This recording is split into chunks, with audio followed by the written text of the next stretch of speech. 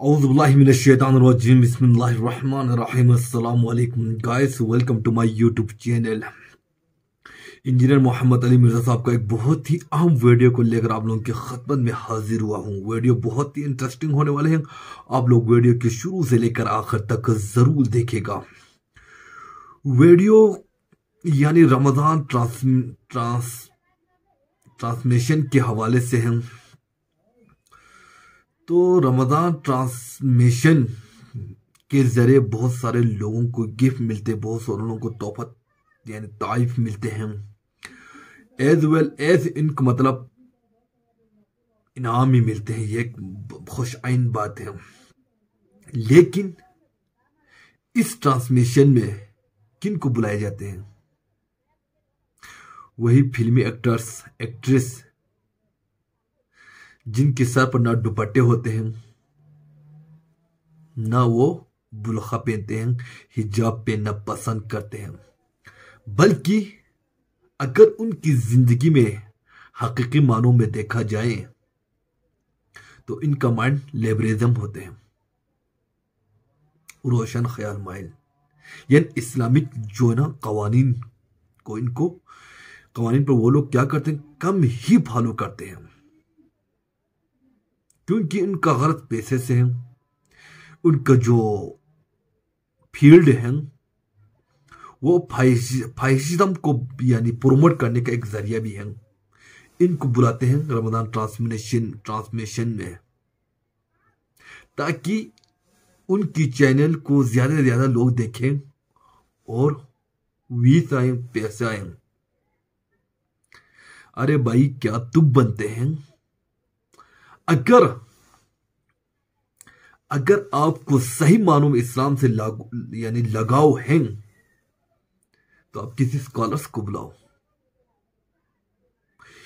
ताकि रमजान मुबारक, अगर रमजान मुबारक को खुदावंद करीम ने क्या फरमाया, रमजान मेरा महीना है। अब इस रमजान के महीने की जो यानी इफ्तारी के करीब हम ऐसे ऐसे शख्स को बुलाते हैं, हो पता नहीं हो खुद रोजा रखता हो या नहीं रोजा रखता हो, यानी वो दिन में 5 वक्त नमाज पढ़ने वाला हो या नहीं हो, हम उनको बुलाकर यानी अपने ट्रांसमिशन को यानी बढ़ाने की कोशिश करते हैं। तो आइए हम सुनते हैं इंजीनियर मोहम्मद अली मिर्जा साहब जो है इन ट्रांसमिशन के हवाले से क्या कहते हैं। ये जस्टिस शौकत सिद्दीकी साहब की अदालत में जब ये केस लगा हुआ था ना, बाई चांस मैं अपने एक केस के सिलसिले में उस वक्त कोर्ट रूम में मौजूद था, और ये जो इस वक्त एक अजाब बन के हमारी नौजवान नस्ल के ऊपर ये एक प्रोग्राम नाजिल हुआ है ना, जीतो पाकिस्तान, इस हवाले से कि रमजान के क्रिटिकल टाइमिंग में वो प्रोग्राम चला देते हैं और उससे कोई किसी को फायदा नहीं हो रहा। वो नीलाम घर लगता था, तारिक अजीज शो, उसमें तो फिर भी किसी को इल्म हासिल होता था। ये तो तुक्के सिखा रहे हैं कि बताओ इसमें क्या है, इसमें क्या है। कोई पूछेंगे जी यार अमेरिका का कैपिटल सिटी क्या है, और सऊदीया का कैपिटल सिटी कौन सा है, मदीना शरीफ में कौन कौन सी फसलें उगती हैं, ये सवालों तो चल किसी के इल्म में भी इजाफा हो, जो हम बचपन में देखा करते थे। ये कौन से तुक्के हैं जी, इसमें से इतने गोल्ड निकले और ये तमाशे लगाए हुए। तो इसका जो प्रोग्राम का होस्ट है ना, उसकी खूब क्लास ली शौकत सिद्दीकी साहब ने, और वो इनके यानी टीवी चैनल का वो मालिक तो खुद नहीं आया था, उन्होंने जो अपना रिप्रेजेंटेटिव, उन्होंने कहा जी यार 1 महीने के लिए अगर आप अपने इस हीरो को छुट्टी करा दें तो आपके चैनल पे कोई नुकसान तो नहीं होगा, खुदा के लिए टाइमिंग बदल दें। उन्होंने कहा इस औकात में आप लोगों को कुरान का कोई प्रोग्राम चला दें, कोई अरबी सिखा दें, कोई कुरान तर्जमे से चला दें, कोई कुरान प्रोनाउंस करना सिखा दे। ये प्रोग्राम आप सहरी और इफ्तारी में चलाएं। आपने किन लोगों को लाके बैठा दिया हुआ है सहरी और इफ्तारी में? यानी कौम का जो एक दीन के नाम के ऊपर आप मॉरल वैल्यूज उनकी गिरा रहे हैं। वैसे तो आप गिरा ही रहे थे, जहां पे मौका था कि दीन सिखाते वहां भी आपने इन लोगों को घुसेड़ दिया, सारे एक्टर आगे लाके बैठ दिए, और फिर वो जहां उलमा भी जो बैठे हुए ना, वो भी मसलत पसंद हुए हैं। किसी आलम की जरूरत है कि वो औरत को कहे कि मतलब तुम इधर बेपर्दा क्यों बैठी हुई हो? नहीं कह सकता। वो एग्री करता है तो वहां पहुंचता है ना, वरना ये कहे कि जी आप मर्दों को बुलाएं या औरतों के प्रोग्राम में औरतें आए, हमारे काम है جناب اڑیاں اٹھا کے پہنچتے ہیں اور پھر آپ ذرا ان کو باتیں کرتے ہوئے دیکھیں جو مجھے کبھی ایک یعنی یہ ٹک ٹکی باندھ کے جواب دے رہے ہوتے ہیں سامنے بیٹھ کے اور آپ کو کہہ رہے ہوتے ہیں نظروں کی حفاظت کریں. تو پھر ان کی باتوں کا کیا اثرات ہونے ہیں؟ کس نے نظروں کی حفاظت کرنی؟ تو یہ ساری کی ساری باتیں مطلب اس طریقے سے دل دکھتا ہے.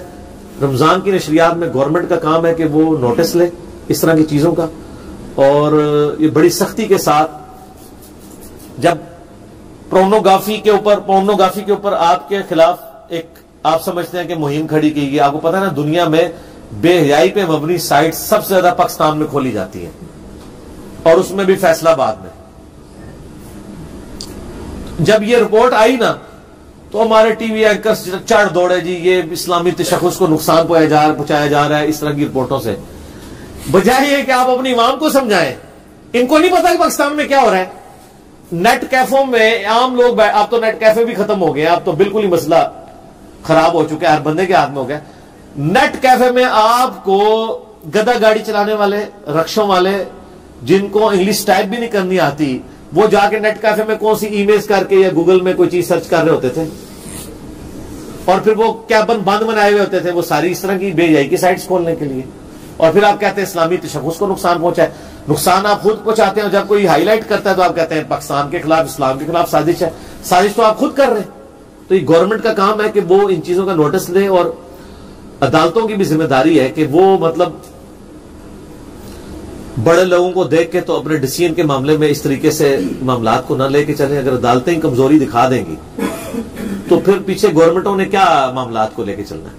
گورنمنٹ کے پاس تو سب سے بڑا کندہ عدالت کا ہوتا ہے. اگر یہ عدالتیں نہ ہوتی تو یہ بسنت کے اوپر جو ہر سال تماشا ہو کے اتنے بچے کٹتے تھے, یہ رکنا تھا. گورنمنٹ نے تو اناؤنسمنٹ کر دی تھی ہم اس سال بسنت کروائیں گے, وہ تو پھر عدالتی فیصلہ تھا, اس کے حوالے سے پھر پروسیڈنگ ہوئی تو بیک فٹ پہ چلے گئے.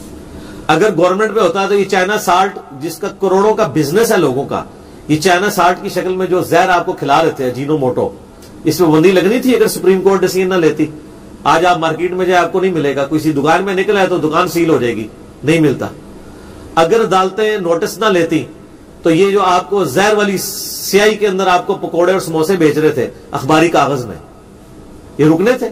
آج آپ دیکھیں سموسوں کی دکانوں میں, پکوڑوں کی دکانوں پہ آپ کو وائٹ کلر کے کاغذ ملیں گے یا خاکی لفافے, کیونکہ سپریم کورٹ نے بندی لگا دی کہ وہ جو اخباری کاغذ کے اوپر انک لگتی ہے وہ مضر صحت ہے.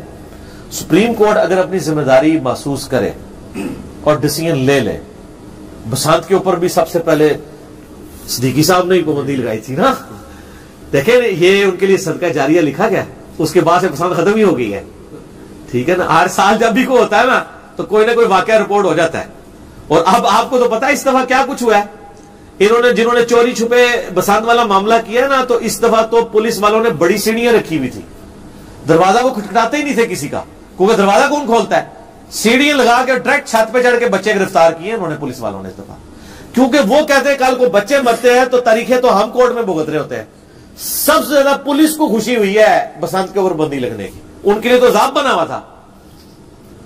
شکر ہماری پولیس بھی کسی ڈیسیژن کے اوپر خوشی ہے, ورنہ تو کہتے ہیں کام ہی بڑھ جاتا ہے.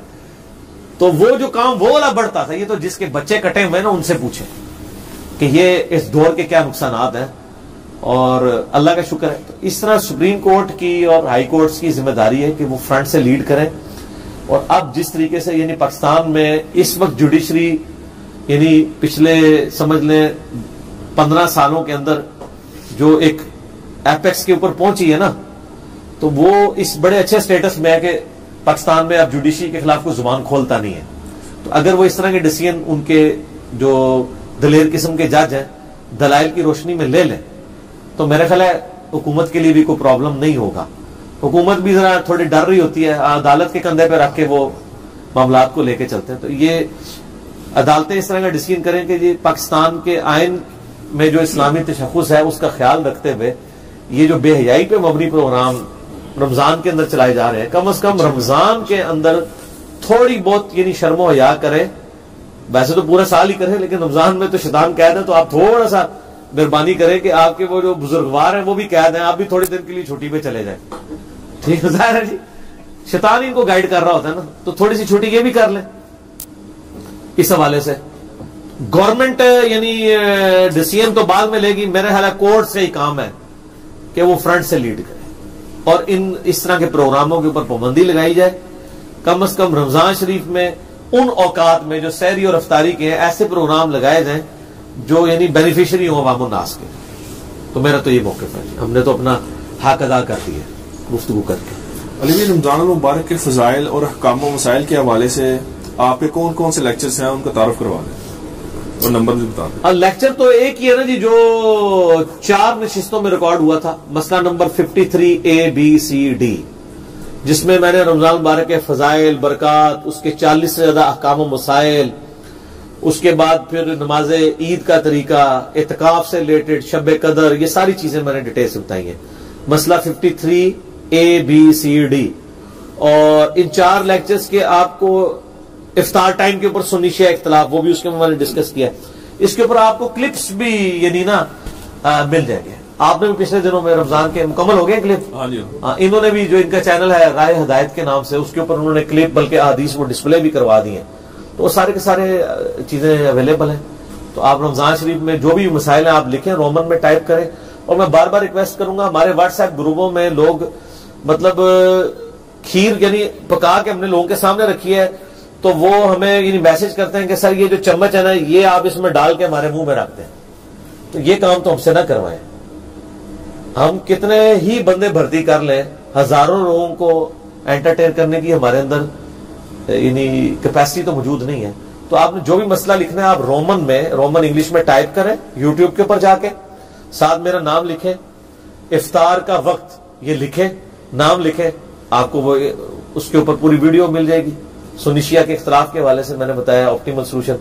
اسی طریقے سے روزوں کی رخصت کا مسئلہ، روزوں کی فضیلت، یہ سب کچھ آپ شب قدر لکھیں، آپ شب برات لکھیں، ساتھ میرا نام لکھ دیں تو رومن میں ٹائپ کریں تو یوٹیوب حافظہ اللہ تعالی و دامت برکاتہم عالیہ و مد ذلہ، وہ آپ کو بتا دے گا. ایون شیخ گوگل میں بھی لکھیں جا کے، شیخ گوگل، تو وہ بھی آپ کو بتا دیں گے.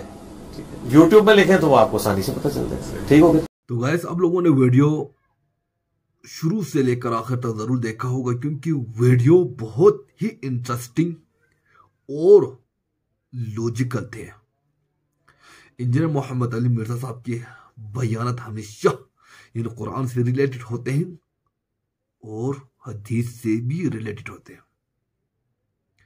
تو آنے والے جو مہینہ ہیں وہ رمضان المبارک ہیں.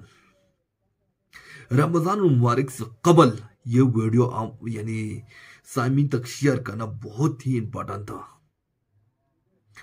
کافی جو نا سرچ کرنے کے بعد یہ ویڈیو مجھے ملی ہیں، تو میں نے اس کو صدقہ جاریہ سمجھ کر آپ لوگوں تک یعنی پہنچانے کی یعنی کوشش کی ہے. انجینئر کیا فرماتے ہیں اس ویڈیو میں؟ خدا وند کریم نے فرمایا ہے قرآن حکیم میں، روزہ میرے لیے ہیں، میں خود اس کا اجر دوں گا. تو اس روزے کو کس طرح ہم نے رکھنی ہے، کیسے کیسے یعنی کام سے بچانا ہے، اور رمضان المبارک میں جو ہے نا ہمیں روزے کی حفاظت کرنے کے لیے یعنی کیسے اقدام اٹھانے ہیں. سب سے پہلے ہمیں نامحرم کو نہیں دیکھنا ہے، یعنی زیادہ سے زیادہ اللہ کی ذکر میں رہنا اور اللہ یعنی باوضو کے حالات میں رہنا، اور ساتھ ہی ساتھ جو ہے نا قرآن کریم کی تلاوت کرنا، تاکہ جو ہے نا اس روزے کے بدولت جو ہے نا ہمیں زیادہ سے زیادہ اللہ تعالیٰ اجر دے. تو رمضان ٹرانسمیشن لوگ بڑا شوق سے دیکھتے ہیں، دن بھر روزے رکھتے ہیں، اور رات کو یا شام کو ہم جو ہے نا ایسے یعنی ٹرانسمیشن کو دیکھتے ہیں جو دین سے کوئی لگاؤ نہیں ہے. عورت کو پردے کا پتہ نہیں ہوتے ہیں، حجاب کا یعنی پتہ نہیں ہوتے ہیں، برقعے کا پتہ نہیں ہوتے، ان لوگوں کو ٹرانسمیشن میں بلاتے ہیں اور بڑے فخر سے جو نا مرد، جو ہم نواح مرد کے ساتھ گلے ملاتے ہیں. یہ کہاں ہم روزے کا احترام کرتے ہیں، کہاں ہم یعنی اس رمضان کے احترام کرتے ہیں. تو انجینئر محمد علی مرزا صاحب کی اس ویڈیو کو شیئر کرنے کا مقصد یہ ہے کہ ہمیں ان چیز سے تھوڑا سا بچنے چاہیے. زیادہ سے زیادہ قرآن پڑھنے کی عادی بن جا، باوضو پہ رہنے کی عادی بن جا، اور اللہ کی ذکر سے اپنے دل کو خالی نہ رکھیں. انشاءاللہ ویڈیو آپ لوگوں کو بہت پسند آئے گا. اسی طرح کے انفارمیٹیو ویڈیوز کے ساتھ آپ لوگوں کی خدمت میں حاضر ہوتے رہیں گے. اللہ نگہبان.